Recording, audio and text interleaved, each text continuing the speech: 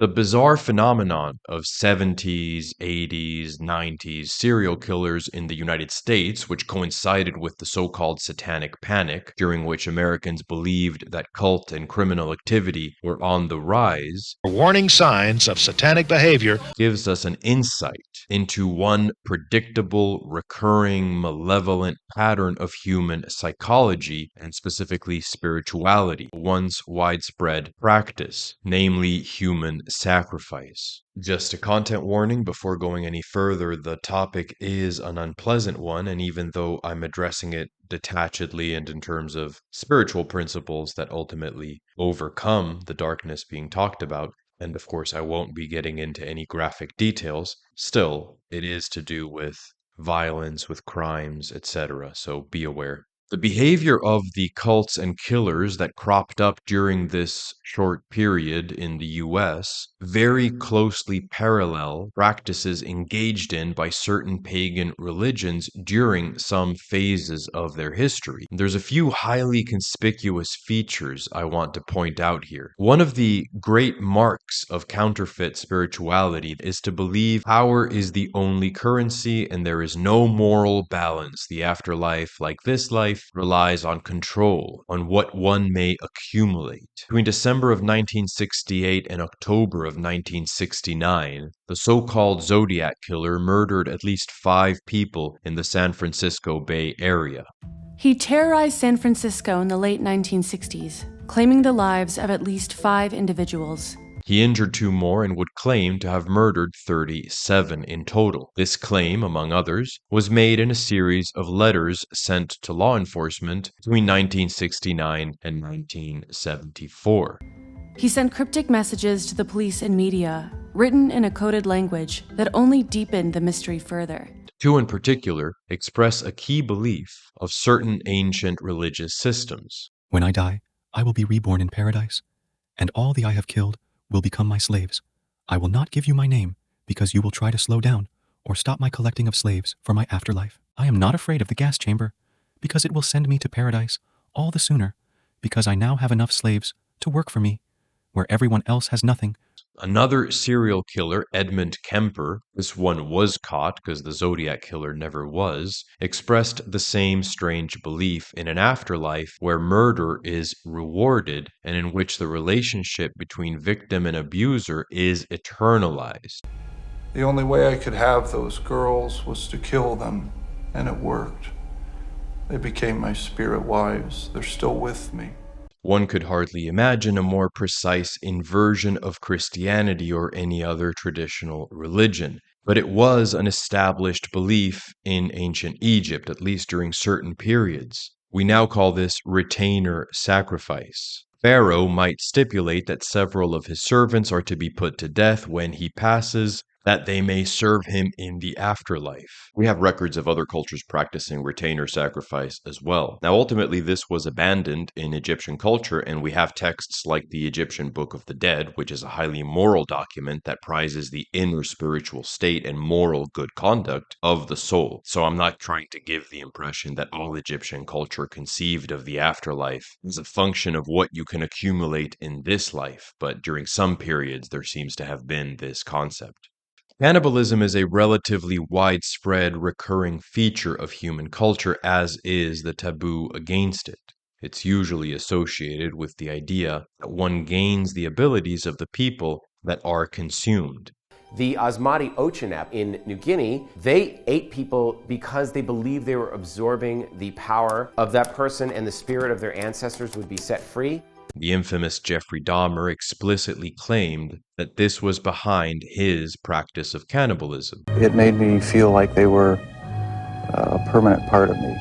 Kemper, likewise, engaged in the practice, believing that it was the means through which he would be able to retain his female victims in the afterlife. Spiritual growth is replaced by imagined accumulation. Relationship or social connection is replaced by physical consumption. I recently saw an interview with Michael Francese, ex-mobster, current Christian, and very good interviewer, in which he was speaking to the man behind a set of killings in the 1970s in New York. the so-called son of Sam, real name David Berkowitz. In a neighborhood of the Bronx called Pelham Bay, and in Forest Hills near the famous tennis club, the killer has struck 6 times since last summer, and 5 are dead. Now, the interview doesn't get into the details of his crimes, but it does explore his mental illness, spiritual journey, and eventual conversion to Christianity in prison. Berkowitz has always claimed that he was working in the context of a larger cult to which he had been initiated. I ran into some bad people that were not, they were just into some occult stuff. It sounded interesting to me. And so we used to go to Pelham Bay Park once in a while and just hang out and meet there and smoke dope.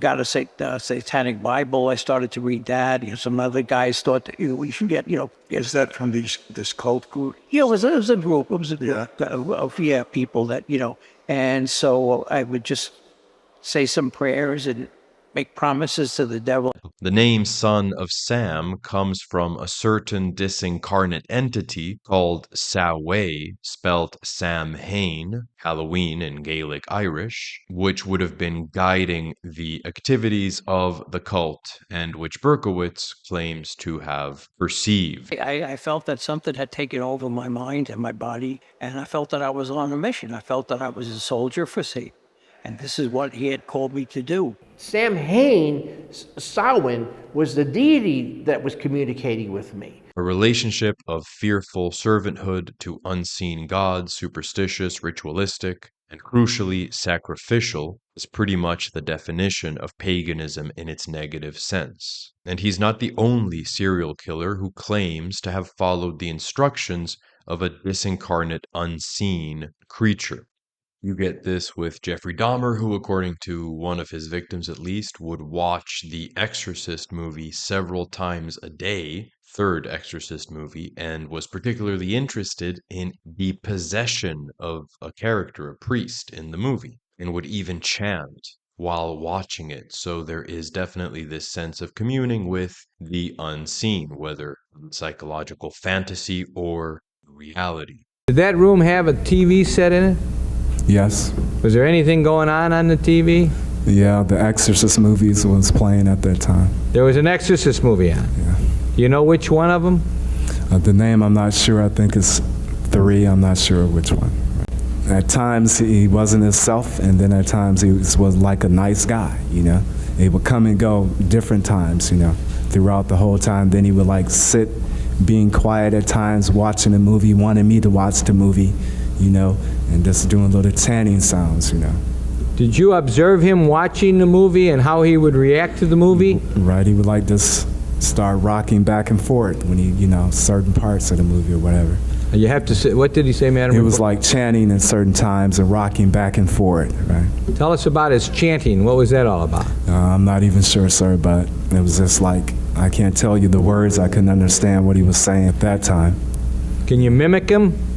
How it sounded? It was like a slow slur, like some of that nature, some close like that, I'm not sure. Did it keep on for a period of time? Off and on throughout the ordeal.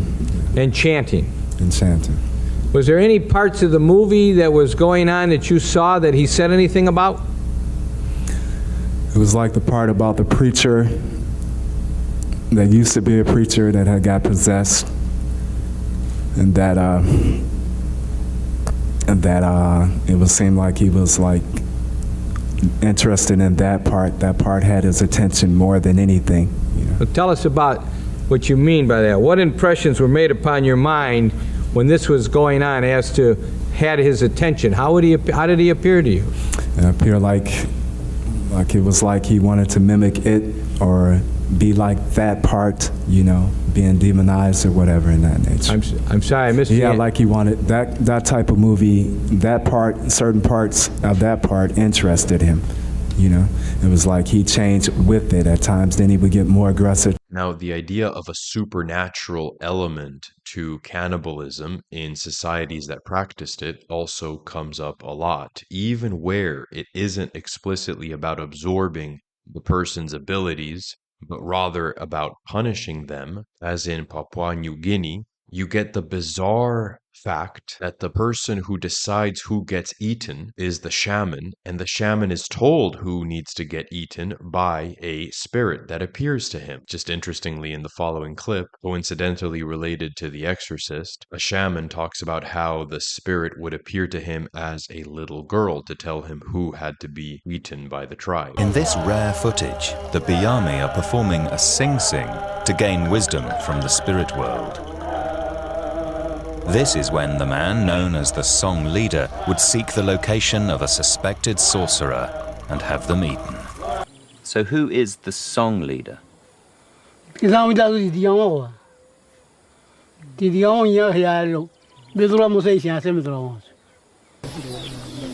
First, I want to know exactly how Titikawa identified sorcerers, something that led to their cannibalization. Could I ask, can you describe to me what happens for you in the Sing Sing?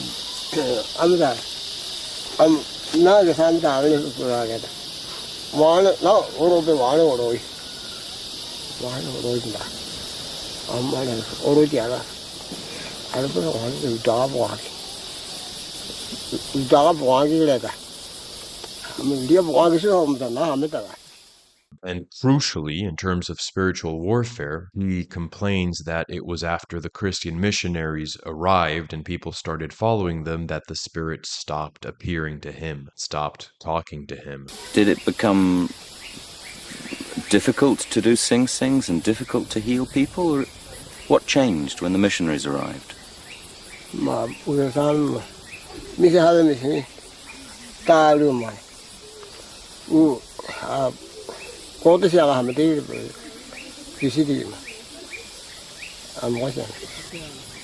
With no one to join his sing-sings, Titikawa has lost his connection with the spirit world. When was the last time you saw your spirit guide, the lady?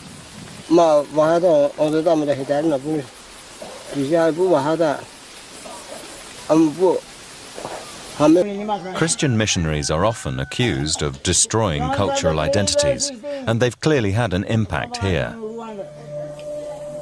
Pastor Dawe wasn't always a Christian.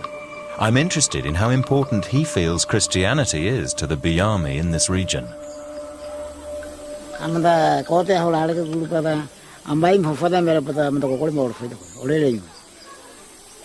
What do you think would happen here in this village if Christianity disappeared in the future? What would happen?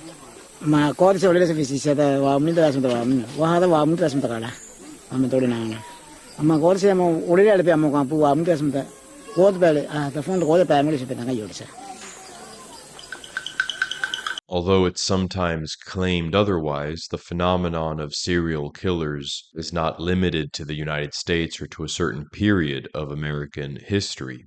For example, during the mid-19th century and start of the 20th, Spain was shaken by the stories of at least 3 serial killers who all contributed to the name for the boogeyman in this country, Sacamantecas, the fat remover. And the name derives from stories of killers who would remove fat or blood from their victims. In one of the cases, the so-called crime of Gador, named after the locality where it took place, a man called Francisco Leona murdered a 7-year-old child and admitted that he had been hired to do it by a wealthy man, Francisco Ortega, who believed that the victim's remains could be used as a cure for his son's tuberculosis. That's a relatively common trope. It reminds us, for example, of the stories of Bathory, the aristocratic woman in Hungary who is said to have bathed in the blood of virgins to keep herself young.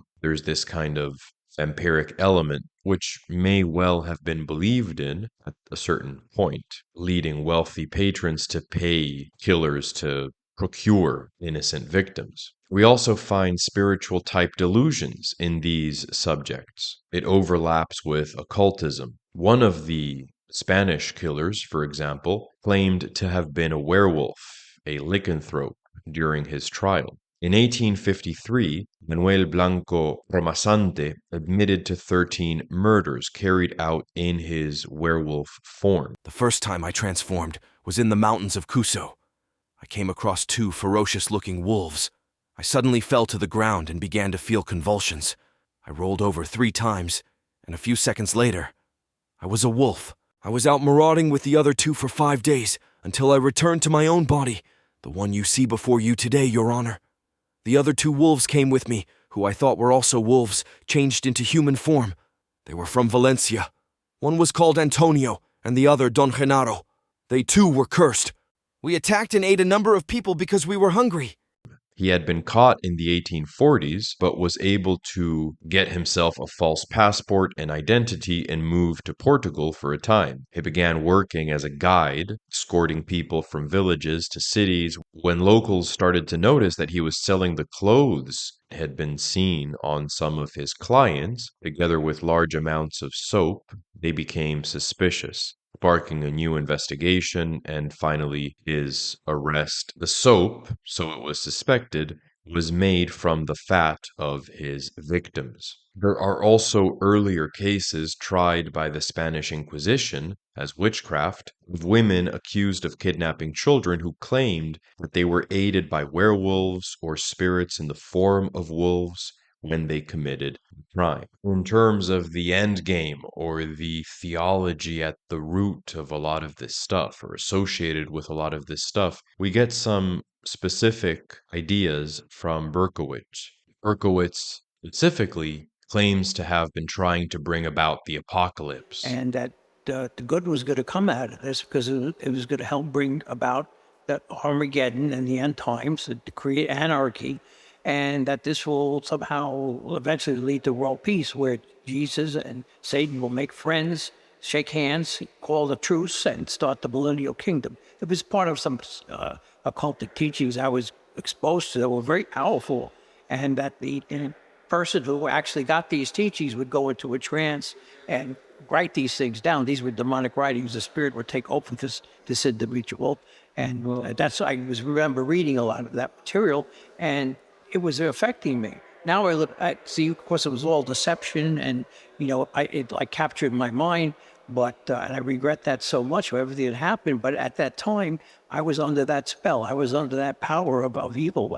He believed good and evil, Jesus and the devil, would reconcile at the end of the world, brought about through chaos. This is a kind of post-hippie millenarianism that you do find elsewhere. It's often claimed to have been the motivation of the Manson family, for example. The idea of bringing about helter-skelter, a kind of apocalyptic end times, through chaos, triggered through murders, albeit Manson himself has denied having this in mind. In particular, the idea of balance of cosmic forces and that good and evil are ultimately just opposite forces from each other. We could describe as a kind of pantheism in which God does not transcend the natural world and natural cycles. We may also think of Aztec sacrifices as coming at the end of certain periods of time, and there being specific sacrifices meant to initiate the next phase of history, the next cycle, the next season.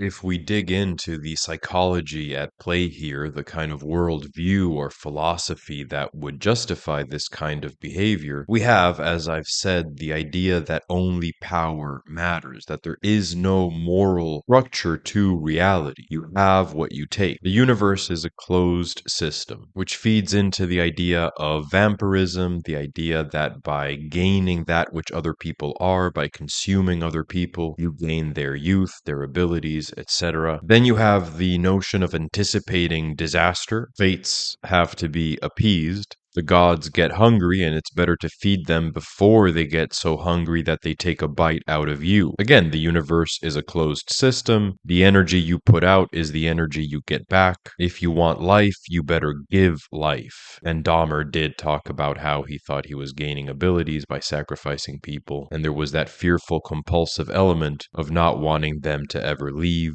He even said at one point that he thought he had been born too late and he should have been an Aztec, and in fact, there is a kindred psychology between Aztec religion and how he and others describe the motives for their crimes. In Aztec religion, you put blood out, you sacrifice people, because the cosmic cycles and reality itself, the rising of the sun, relies on the same energy that is tied up in the human body when it's alive. You have to give that energy back, keep everything going. Again, it's a closed economy. There is no truly transcendent God paying gratitude, no benevolent force at the root of reality. And because it's a closed system that has to keep recycling its energy over and over, so that prosperous life can only rely on brutal death, for example, we could describe this as an ultimately vampiric universe. Finally, in a more subtle sort of key, you also get the idea in some occult systems that it's by transgressing ordinary psychology and morality, your own moral instincts, that you achieve transcendence. Transcendence, divine, higher levels of reality are ultimately opposed to lower levels. In order to see that which is beyond, you have to rip apart that which is in the here and now. It's by transgressing that you understand transcendence. And that's ultimately duality, because the divine doesn't manifest in the ordinary world, doesn't manifest as the harmony between people, morality, peace, but is somehow opposed to all of that.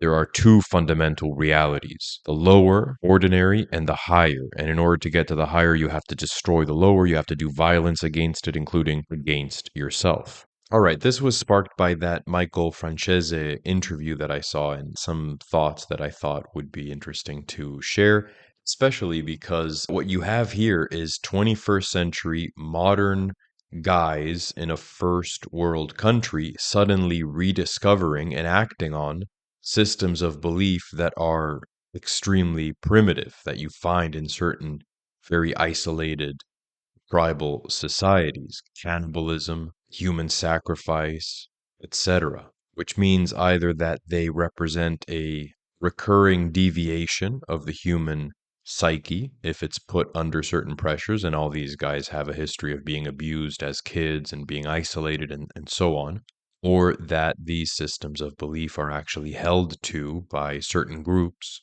certain cults that then teach them, or both. And it is probably both. All right. Thank you very much for watching, and until next time.